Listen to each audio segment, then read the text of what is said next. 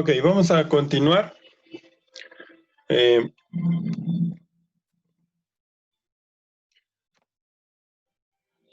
el siguiente método de análisis ergonómico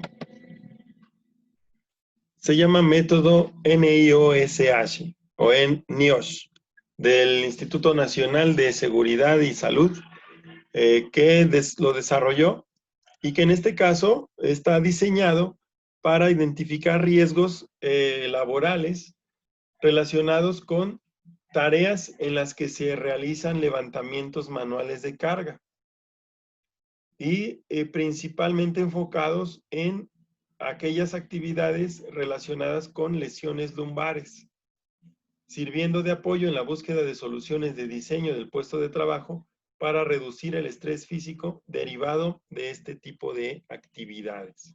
Entonces, el método NIOSH se dedica principalmente a tareas de levantamientos manuales o movimientos de cargas de manera manual y un análisis para prevenir las lesiones en la espalda, en la espalda baja.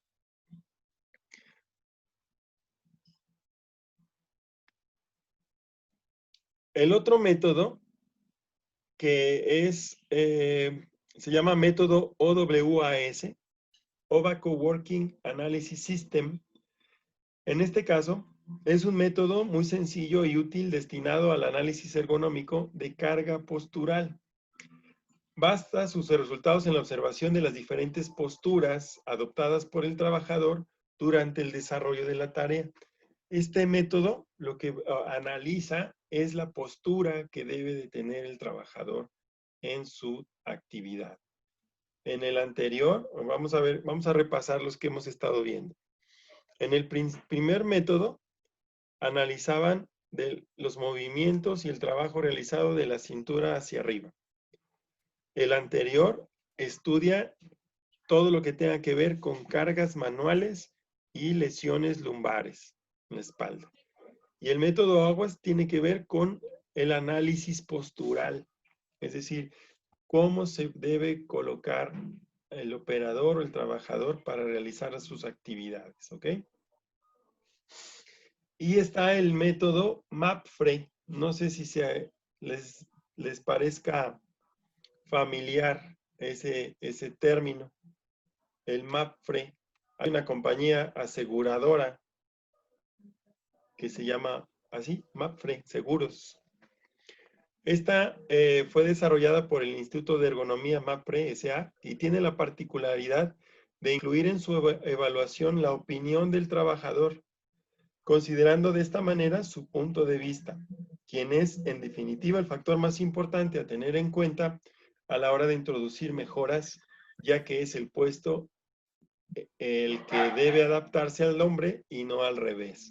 Entonces, el método MAPFRE es un cuestionamiento, es una serie de preguntas que se van aplicando al trabajador en relación a cómo percibe su espacio de trabajo, buscando mejorarlo. Entonces, esos son los principales métodos, así de rápido mencionados, todos ellos, muchos de ellos, para poder tener acceso a ellos, pues obviamente se requiere que hay que comprarlos, hay que pagarlos para ver en qué consiste los detalles de esos, pero en la mayoría se fundamentan en los principios básicos de la ergonomía, es decir, cuidar las enfermedades, cuidar los espacios adecuados, etc. Y de ahí se desprende todo este tipo de métodos tiene como objetivo llegar a la ergonomía preventiva, es decir, a evitar que se generen condiciones dentro del trabajo y para el trabajador que pudieran generar incomodidad o incluso enfermedades o lesiones, ¿ok? Entonces esos son los fundamentos sobre los cuales está. Ahora vamos a hablar de la ergonomía preventiva. Precisamente los métodos de análisis tienen como objetivo analizar, evaluar y también prevenir. La ergonomía preventiva es el área de la ergonomía que trabaja en íntima relación con las disciplinas encargadas de la seguridad e higiene en las áreas de trabajo. Dentro de sus principales actividades se encuentra el estudio y análisis de las condiciones de seguridad, salud y confort laboral. Esos son los principales objetivos de la ergonomía preventiva.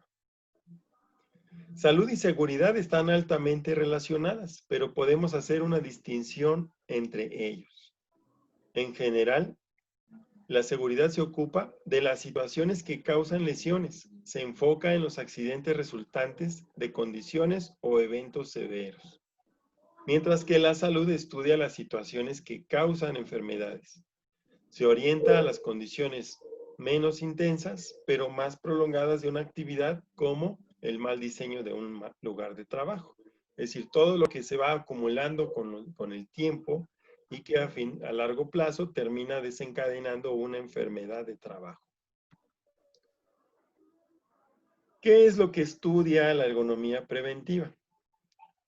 Empieza por las características personales, la edad y el género del trabajador o de quien va a realizar las actividades, la experiencia en el trabajo, el nivel de estrés, fatiga, si consume o no consume drogas o alcohol en su vida personal. Entonces, esas son características que se deben incluir en los análisis de estudio. Todo esto que vamos a desglosar ahorita lo deben de contener los análisis, las metodologías de análisis ergonómicos que nosotros podamos ir implementando. Otro de los factores es obviamente las características del trabajo. ¿Cuál es el equipo que se utiliza? ¿Cómo están los controles? ¿Qué tipo de controles son? Si hay riesgos eléctricos, si hay riesgos mecánicos, el nivel de presión y el riesgo de exposición a sustancias tóxicas son elementos que se deben estudiar en la ergonomía preventiva. Por otro lado está el ambiente físico, considerando cosas como iluminación, ruido y vibración, temperatura y humedad, riesgos de fuego, riesgo de radiación, de caídas y la ubicación de salidas de emergencia. Todo esto en el entorno físico. Todo esto es parte de lo que se considera para estudiar en ergonomía preventiva. El ambiente laboral también. En este caso, el ambiente social puede producir una influencia extremadamente poderosa en el comportamiento humano. Entre algunos de los factores causantes de accidentes se encuentran habilidades gerenciales, los incentivos, el entrenamiento y normas sociales. Cada uno de estos factores tiene que ver en la forma en que el empleado valora la seguridad dentro del trabajo. ¿Ok? Entonces, todo lo que es el ambiente laboral, cómo es las habilidades gerenciales, es decir, qué tipo de jefe tienes o cómo se dirigen hacia ti, si existen incentivos, de qué tamaño son, si son alcanzables o no, si dispones de entrenamiento y capacitación, y si las normas sociales de conducta entre compañeros de trabajo son las adecuadas. De no ser así, pues obviamente estamos impactando en la capacidad social y psicológica de los trabajadores o colaboradores. Otras cosas que se analizan también es el error humano, aquellos errores voluntarios y aquellos errores involuntarios. Aquellos errores voluntarios los vamos a considerar aquellos que se ocasionan debido al mal entendimiento de las instrucciones, de las acciones a llevar a cabo. O errores lógicos, es decir, tomar malas decisiones en función del trabajo. Y el más castigado, que es negligencia, es decir, el saber que estás cometiendo un error y aún así continuar. Por otro lado, están los errores involuntarios, aquellos que se cometen por omisión o descuido. Es decir, que no tenemos la intención ni el conocimiento de que van a ocurrir, sino hasta que ocurren. Otros son factores que hay que incluir en estos estudios es el de la detección y el control de riesgos. Durante el diseño de cualquier equipo o herramienta de trabajo, siempre se debe tratar de identificar cualquier posible riesgo durante el proceso de operación del mismo. Esta detección se debe realizar contemplando todas las situaciones y todos los usos posibles. ¿vale? Entonces, es lo que hay que considerar como parte de los factores de estudio para enfocándonos a lo que es la ergonomía preventiva. Entonces, vean cómo estamos hablando de todo lo que implica. Si nosotros nos imaginamos el piso de producción o el área de producción de cualquier empresa, cualquier industria, vamos a poder empezar a clasificar todas estas factores de estudio que acabamos de analizar y todos tienen cabida, ¿eh? Tenemos que ver desde el operador, quién es, cómo es, qué nivel de estudios tiene, qué nivel sociocultural tiene, cuáles son sus aspiraciones, sus motivaciones, etc. Y de ahí trasladarlos a los otros factores, los factores que son más físicos, ¿no? Como el espacio de trabajo, el ambiente, no hablamos nada más del ambiente social, sino también el entorno donde está ubicada su estación de trabajo, ¿no? Entonces, todos esos son factores que nosotros debemos de empezar a meter en nuestra mentalidad como ingenieros industriales para proceder a buscar soluciones que me permitan a mí incrementar la productividad por un lado, por otro lado reducir los errores, reprocesos, riesgos, etcétera, y obviamente buscando que tanto el trabajador se sienta en mejores condiciones laborales para que poder nosotros obtener poder explotar de buena manera todo lo que implica el entorno de trabajo, ¿ok? Entonces, esa es una parte. Ahora, dentro de otra de las ramas de la ergonomía que son muy importantes y que incluso están ya muy reguladas, tiene que ver con la ergonomía ambiental. En este caso es el área de la ergonomía que se encarga del estudio de las condiciones físicas que rodean al ser humano y que influyen en su desempeño al realizar diversas actividades. De estas tienen que ver el ambiente térmico, el nivel de ruido, la iluminación y las vibraciones principalmente. ¿Ok? En cuanto a esos factores, analizamos el primero, visión e iluminación. Y aquí nos preguntamos, ¿por qué se debe de estudiar el ambiente lumínico de un puesto de trabajo? Y es por estas razones. El hecho de que exista un inadecuado sistema de iluminación interfiere de la siguiente manera. Primero, que la adecuada visualización, adecuada visualización de los objetos y los entornos, en la adecuada visualización e interpretación de las señalizaciones, lo mismo para las tareas que se están en ejecución, y en la eficiencia y eficacia del trabajador en proporcionar la información adecuada y oportuna. Es decir, ese es el ambiente lumínico de un puesto de trabajo. Ahora, debe cumplir los siguientes requisitos. El sistema de iluminación debe ser suficiente y la necesaria para acorde a cada tipo de trabajo. Si es un trabajo a detalle, si es un trabajo a nivel de una iluminación general, etc. Tiene que ser constante y uniformemente distribuida. Por lo tanto, deben evitarse contrastes violentos de luz y sombra y las oposiciones de claro y oscuro. Los focos luminosos tienen que estar colocados de manera que no deslumbren ni produzcan fatiga a la vista debido a las constantes acomodaciones, al constante estarlas reordenando continuamente. El punto número 3 son factores a tomar en cuenta para la implantación de un buen sistema de iluminación. Es decir, tenemos que ver cuál es el nivel de detalle que se debe visualizar, la distancia entre el ojo y el objeto que hay que observar, los factores de reflexión del objeto observado, es decir, cómo me refleja la luz, los contrastes entre los detalles y el fondo del objeto, y cómo están distribuidas las fuentes de luz. También tiene que considerarse la agudeza visual del trabajador y el color de la luz. Por ejemplo, colores de aspecto cálido, blancas, rojizas, se recomiendan para locales residenciales y para ambientes más fríos. Los colores de aspecto intermedio, blanco, blanco amarillento, para locales de trabajo como oficinas. Y los colores fríos, azulados, blancos, azulados, para locales muy calurosos y que tienen más potencia lumínica. ¿Eh? Normalmente se recomiendan fuentes de iluminación naturales, aunque obviamente se pueden utilizar incandescentes o fluorescentes o como actualmente se ocupan focos de LED. Y aquí hay una forma en la que se puede ir estableciendo la colocación de las lámparas de acuerdo a las características ópticas.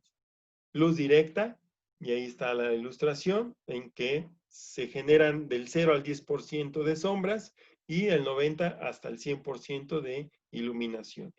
En la general difusa, en la cual la iluminación se reparte hacia arriba de la luminaria y hacia abajo en porcentajes muy parecidos.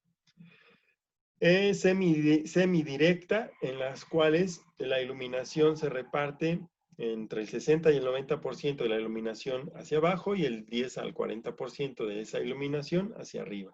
La iluminación indirecta, ya la vemos allá arriba, la mayor parte de la orientación del haz luminoso va hacia el techo y el restante hacia la parte de abajo.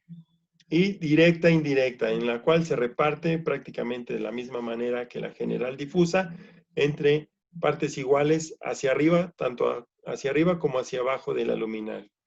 Y la semidirecta, en la que la mayor parte de la iluminación se va hacia el techo, parecida a la indirecta, pero también la propia luminaria permite que irradie un poco de iluminación hacia la parte de abajo entre un 10 y un 40%.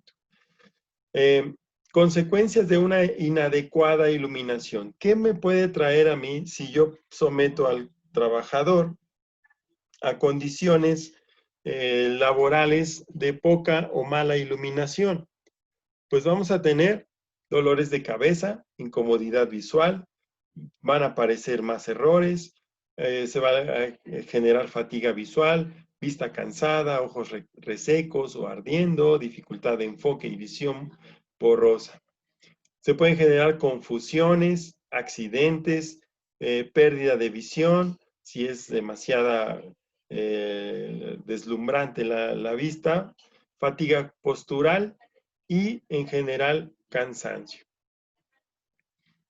Para medir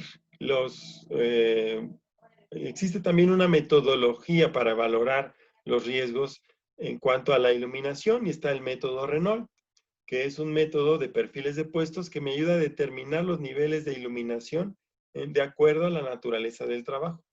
Está el método LEST, L-E-S-T, que establece una guía de observación para estudiar la iluminación en función de, primero, el nivel de iluminación en el puesto de trabajo, el nivel de iluminación general, el grado de contraste, el deslumbramiento y los tipos de iluminación que cuenta. Y el método EWA, que consiste en una descripción sistemática y cuidadosa del puesto de trabajo para la que se utilizan observaciones y entrevistas. Si se dan cuenta, es una estructura metodológica muy similar a lo que analizábamos anterior. Séptimo, equipo utilizado para la medición de la iluminación. La iluminancia real y no subjetiva de un ambiente. Se utiliza un aparato que se llama luxómetro y aquí hay un ejemplo de cómo son esos aparatos. Lo que miden es la intensidad luminosa y en función de eso y ciertas normativas que aquí aparecen, pues es como nosotros vamos a poder valorar si el área de trabajo cumple o no con los requisitos establecidos. Entonces, para esto estamos viendo los niveles de iluminación de acuerdo a ciertas normas y entre valores adecuados y los valores mínimos. En áreas de trabajo de circulación exterior, ocupamos el luxómetro y medimos, deberían estar entre 20 y 50 grados o luxes y los valores mínimos deberían de ser de 20 y así para cada una de las actividades. Imagínense para tareas con exigencias visuales entre 500 y 1000 luxes, y valores mínimos entre 500 a 1000. Entonces, aquí es donde, con base en esta información, nosotros podemos determinar si el nivel de iluminación con el que contamos, pues es adecuado o hay que hacer modificaciones. ¿Vale? Entonces, en este punto, pues solamente nos falta ver dos o tres aspectos que tienen que ver con el ambiente higrométrico, que tienen que ver con la temperatura y la humedad en el ambiente de trabajo. Tiene que ver también con ruido, que es el otro punto que tenemos que revisar. Y por último, vibraciones. ¿Sale? Por último, analizar lo que son vibraciones. Es lo que nos resta. En la siguiente sesión vamos a continuar donde nos quedamos. Vamos a cerrar lo que es ergonomía ambiental y vamos a dar apertura a los temas siguientes. Estos videos que se están recopilando de las sesiones aparecerán para reemplazar el vínculo para entrar a las sesiones. Entonces, el de la clase anterior, se supone que los videos de la clase anterior ya están, por los que no estuvieron y necesiten revisarlos, pero también están disponibles las diapositivas que estamos utilizando para hacer la explicación de la clase. ¿Ok? Igual, de la misma forma, en cuanto ya se terminen de descargar los videos de la plataforma de Zoom que estamos ocupando, voy a hacer el enlace para que aparezcan en la sesión correspondiente. Y también vamos a subir las diapositivas que hemos estado ocupando el día de hoy para que ustedes las tengan ahí en su material de consulta. ¿Vale? Entonces, hasta aquí. No sé si hay alguna duda o algún comentario que hacer antes de que nos cierren la plataforma. ¿No? ¿Todo correcto? ¿Soy excelente maestro? ¿Eh? Sí. No, pues ya sobre la marcha, ¿no, profe? Bueno, ya saben que ya están de medios de comunicación, están los correos, mi correo electrónico ahí en la plataforma o por medio del foro de dudas si es necesario, ¿sale?